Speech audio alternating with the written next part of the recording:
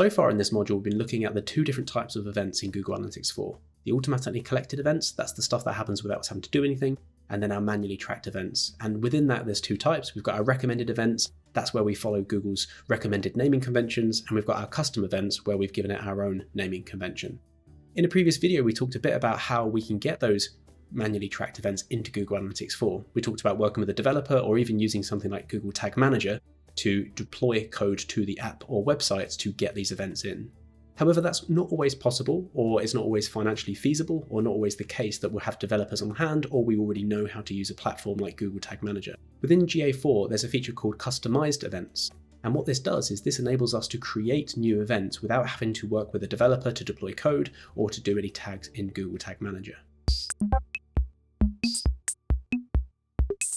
The way it works is that if you imagine we've got all of these events feeding into Google Analytics 4, regardless of whether they're automatically collected or set up by a developer or whatever, we've got all of these events feeding into Google Analytics 4.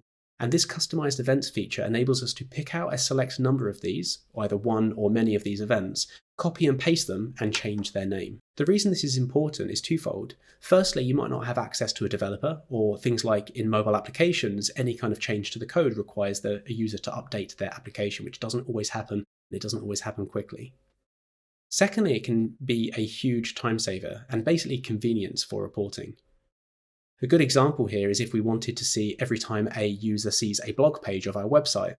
It'll be really handy if I just had another event called blog view, rather than having to go into the events report, adding a secondary dimension, and then filtering the report every time I need a single number. We can view all the existing customized events as well as set up new ones by going into the admin workspace in Google Analytics 4. The admin workspace can be accessed on the left-hand side. If you go to the bottom of that menu, there's the cog icon, and that takes us into the admin screen. From there, there's an events page. On the events page, it might almost look like the events report we have in the reports workspace, but it's just a visual representation of all the events that you're collecting in this property.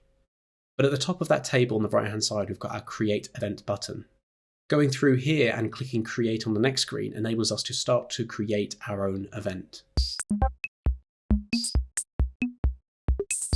I'm going to be going through an example which we just mentioned around identifying how many times a blog page has been viewed. The first thing it asks us to do is to give it an event name. There's a couple of things to watch out for when giving it an event name, but we should be using the recommended event name list wherever possible. If there's nothing in that recommended event name list that works, then we can use our own custom naming convention. So in a sense, we can either create a recommended event or a custom event here. Once we've decided what this event name is, for me, I'm going to call this blog_view. That is not a recommended event, so this will be a custom event. I then define the logic of how do we identify blog views. Now that I've given the event a name, I now need to define what is the source event. Because I'm looking at blog views, that is a subset of all page view events. I'm going to put the page view into this first box. But we can't look at all page view events. We have to just look at page views that exist on blog pages. And the way I can do that is by looking at the page path or the page URL. For me, for my website, which might be slightly different to yours, all blog pages have /blog/ in the URL somewhere. So what I'm going to do is I'm going to add a parameter, and I'm going to look for the page location parameter. This is the parameter that exists on all events and contains the full page URL. I'm going to say page location contains /blog/, and that should be enough logic defined to identify blog views. Now that I'm happy I've set everything up correctly, I'm going to click Save and then back out of all these screens. This should happen in almost real time, so this should start to be collecting almost instantly. There might be a couple of minutes delay, but otherwise it should be starting to come through into your dataset pretty much straight away. So what I'm going to do now is I'm going to go and open the website, and I'm going to go and perform the action of what I've just set up. So for me, I'm going to go to our blog, and I'm going to open a couple of blog pages. Then in GA4, I can open up our real-time report. So I'm going to go back into the reports workspace and open up the real-time report. And you should, within the next couple of minutes, see the event that we've just set up come through in the real time. The real-time report only contains data for a rolling 30-minute period of time. But after that and overnight, Google processes the data and puts them into the regular reports. Once in the regular reports, so from tomorrow onwards, you'll be able to look at everything we've done in this module thus far and apply that to your new event. So that's table filters, data filters, comparisons, and even secondary dimensions. If you don't see your new event in the real-time report straight away, try coming back later in the day just in case there's a small delay of it getting processed into GA4.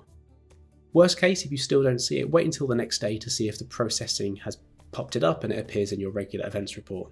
Otherwise, double check the logic that you set up in the event creation tool just to make sure that your logic is correct or you haven't made a spelling mistake or got a white space somewhere. That's it for this video. I hope you've enjoyed watching it. We're going to come back in the next one and do an exercise where you get to have a go at doing this for yourself. I hope you enjoyed it, and I'll catch you in the next one.